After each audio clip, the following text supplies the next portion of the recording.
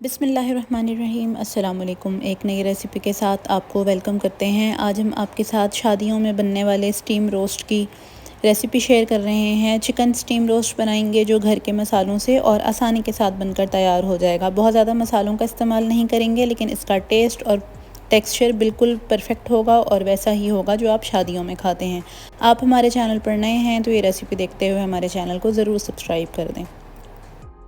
इस steam roast को बनाने के लिए मैंने सबसे पहला स्टेप ये किया था कि मुझे चिकन को डीप फ्राई करना था, और चिकन को डीप फ्राई करने से पहले मैंने आधा कप सिरका लिया था और 2 से 3 कप मैंने पानी के लिए थे। इन दोनों अज्जा को मिक्स करके मैंने इसमें 1.25 किलो की एक चिकन ली थी और उसको 6 से 8 पीस करवा के आधे घंटे के लिए उस सिरके वाले पानी में भिगो दिया था। भिगोने के बाद मैंने चिकन को अच्छे से धो लिया था और फिर ड्राई करके मैंने इसको फ्राई कर लिया है। हमें इस चिकन को इतना फ्राई करना है कि ये लाइट गोल्डन होना शुरू हो जाए, और हमें इसको तेज़ चूल्हे पर मतलब फुल फ्लेम पर इसको जो है वो फ्राई करना है। हमें इस चिकन को इस स्टेज पर गलाना नहीं है, सिर्फ हल्का सा कलर देने के लिए हमें इसको यहाँ पे फ्राई करना है। चिकन पे जैसे ही गोल्डन कलर आना शुरू होगा, हम चिकन के ये पीसेस निकाल कर बाहर रख देंगे। मैंने 1.25 किलो का चिकन लेकर उसके 6 से 8 पीस करवाए थे। ये आपकी चॉइस है कि आप इसको छोटे पीसेस में बनाना चाहते हैं या बड़े पीसेस में। आप चिकन के 4 पीस भी करवा सकते हैं और 6 या 8 भी।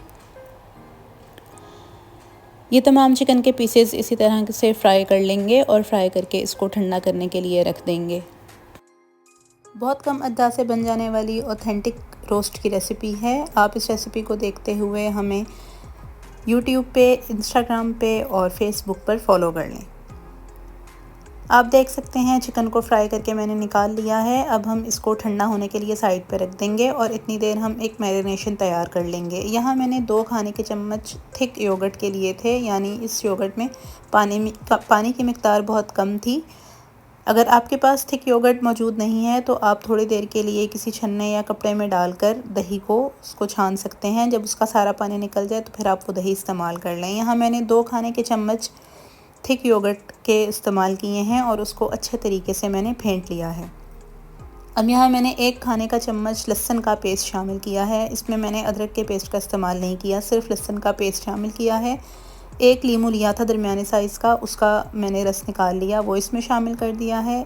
1 खाने का चम्मच मैंने इसमें पिसी हुई हरी मिर्च का शामिल किया है। 1 खाने का चम्मच ही मैंने इसमें सिरका शामिल किया है और 1 खाने का चम्मच ही मैंने इसमें चिल्ली गार्लिक सॉस जो होती है, हॉट सॉस जो हम सूप में इस्तेमाल करते हैं, वो इसमें शामिल कर दी है। मसालों में मैंने हस्बे ज़ायक़ा नमक शामिल किया है। साथ ही साथ 1 खाने का चम्मच मैंने इसमें चाट मसाला इस्तेमाल किया है।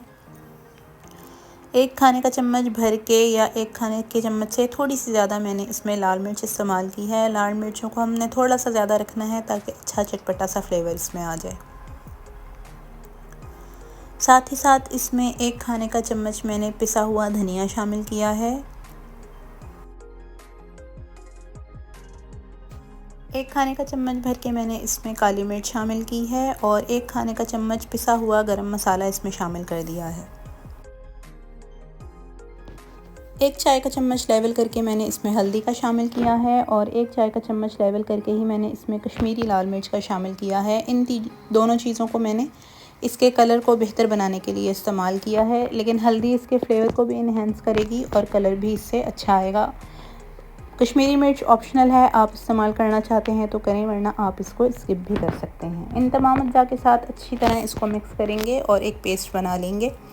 अब जो चिकन हमने फ्राई करके ठंडा किया था उसको इस मैरिनेशन में शामिल करेंगे। अच्छे तरीके से हमें इस सारी मैरिनेशन में इस चिकन को मिक्स कर देना है कि हर पीस के ऊपर इवनली ये स्प्रेड हो जाए।